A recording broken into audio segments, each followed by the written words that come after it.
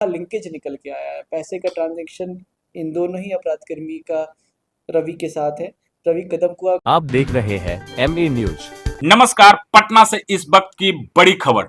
Patna police ने नशे के अवैध कारोबार के खिलाफ बड़ी कार्रवाई करते हुए करीब 95 लाख रुपए की नशीली दवा की खेप बरामद की है। मामला चित्रगुप्त नगर थाना क्षेत्र का है, जहां मुन्ना चक इलाके से पुलिस ने अब्दुल्ला नाम के आरोपी को गिरफ्तार किया। पूछताछ के मिली जानकारी के आधार पर पुलिस ने एक गोदाम में छापेमारी की।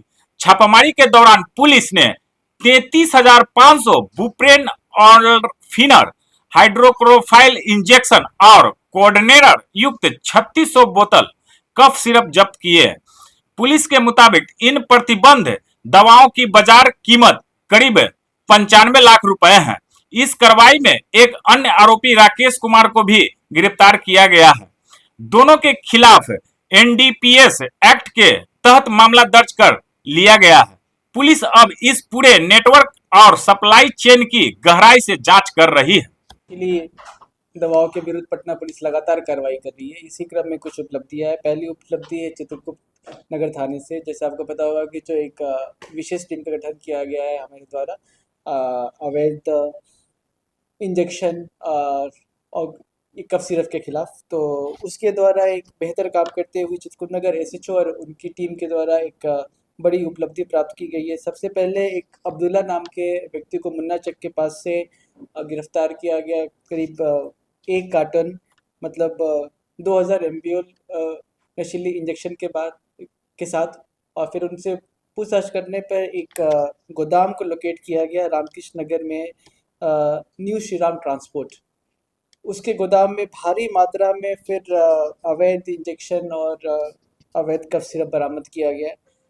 इन सभी में जो ड्रग इंस्पेक्टर है उनकी मौजूदगी में उनके साथ रेड किया गया था, और इस संदर्भ में चित्रगुप्त नगर थाना कांड संख्या 151-26 भी दर्ज किया गया है।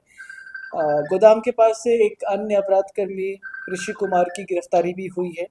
तो इस तरीके से इस मामले में 2 अपराधकर्मियों की गिरफ्तारी हुई है। साथ में ही फाइनेंशियल ट्रांजैक्शन के ट्रेल भी निकल कर आ रहे हैं। जैसे पहले भी कुछ मामलों में एक ऋषि नाम के, और पहले भी कुछ मामलों में एक रवि नाम के अपराधकर्मी का नाम निकल कर आया था, और इस बार रवि का सीधा लिंकेज निकल के आया है। पैसे का ट्रांजैक्शन इन दोनों ही अपराधकर्मी का रवि के साथ है। रवि कदम कुआ का रहने वाला है और करीब 4-5 ऐसे मामले में वांछित है। रवि और नीरज, ये 2 नाम आप लोगों ने सुना होगा, जो इन सभी जो अवैध रूप से ये नशीले इंजेक्शन और कफ सिरप का व्यापार हो रहा है, ये दोनों ही इन मामलों में एक हिसाब से किंग पिन बोल सकते हैं। उस तरीके से जो पूरी बार की बरामदगी है, तो पूरी नशीले इंजेक्शन की कुल 33,500 MPL बरामद हुए हैं, और कोडिन बेस्ड कफ सिरप के 3600 बॉटल बरामद हुए। साथ में एक TVS कंपनी का स्कूटी, एक यामाहा कंपनी का बाइक और 3 मोबाइल फ़ोन को भी जब्त किया गया है। पूरी बरामदगी करीब 95 लाख रुपए के आसपास है। इस पूरे मामले में जो ट्रांसपोर्ट कंपनी है उनकी भी सीधी संलिप्तता निकल कर आई है। उनके गोदाम में यह बरामद हुआ है। पहले भी कुछ मामलों में ट्रांसपोर्टर्स की भूमिका संदिग्ध लगी थी। उन्हें संदेह के आधार पे कुछ मामलों में नामजद भी किया गया था, परंतु इस मामले में स्पष्ट रूप से ट्रांसपोर्ट कंपनी की भूमिका निकल कर आई है। सर क्या लग रहा है, सर ऐसा नहीं लग रहा है कि नीरज और रवि जो किंगपिन है और लगातार पटना पुलिस नशीली दवा को बरामद भी कर रही है, लेकिन वो चैलेंज भी तो पटना पुलिस को लगातार कर रहा है, नेक्सस को लगातार ऊपर बरकरार रखता है। इस नेक्सस को तोड़ने का लगातार प्रयास किया जा रहा है, और आप देख रहे हैं कि लगभग हर बार 1 करोड़ के आसपास की बरामदगी होती है। और जो भी हमें इंटेल मिला है फील्ड से, मार्केट से, ये स्पष्ट है कि ये सारी कार्रवाई के बाद जो भी आपका कफ सिरप या फिर जो इंजेक्शन है, इन सभी का रेट भी बढ़ गया है। अवेलेबिलिटी उतनी आसान अभी नहीं रह गई है, और इस मामले में लगातार काम किया जा रहा है, लगातार बरामदगी हो रही है, और ये रवि और नीरज की भी गिरफ्तारी बहुत जल्द कर ली जाएगी। सर अदर स्टेट से तो कहीं इसका कनेक्शन, तो अदर स्टेट से बैठकर भी तो बिहार में ये काम कर रहा होगा।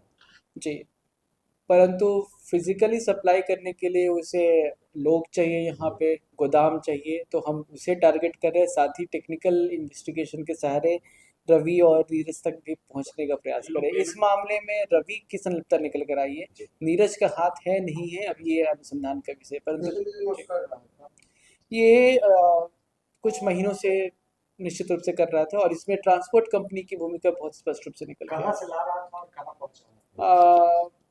जी ये अदर स्टेट से आ रहा था ट्रांसपोर्ट के माध्यम से, वहाँ ट्रांसपोर्ट के माध्यम से लाके ट्रांसपोर्ट कंपनी के गोडाउन में ही स्टोर किया गया था। फिर उसके बाद एक एक कार्टन दो कार्टन करके इसे सप्लाई किया जा रहा था। मुख्यतः पटना में ही सप्लाई करना था इन्हें। ये लोग सीधे खरीदारी किससे करते हैं?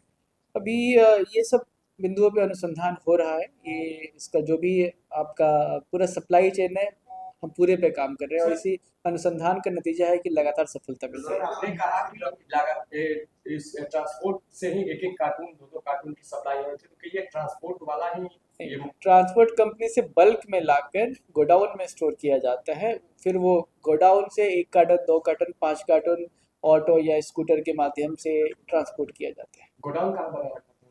ये गोडाउन रामकृष्ण नगर में मिला है ट्रांसपोर्ट कंपनी के कैंपस में ही।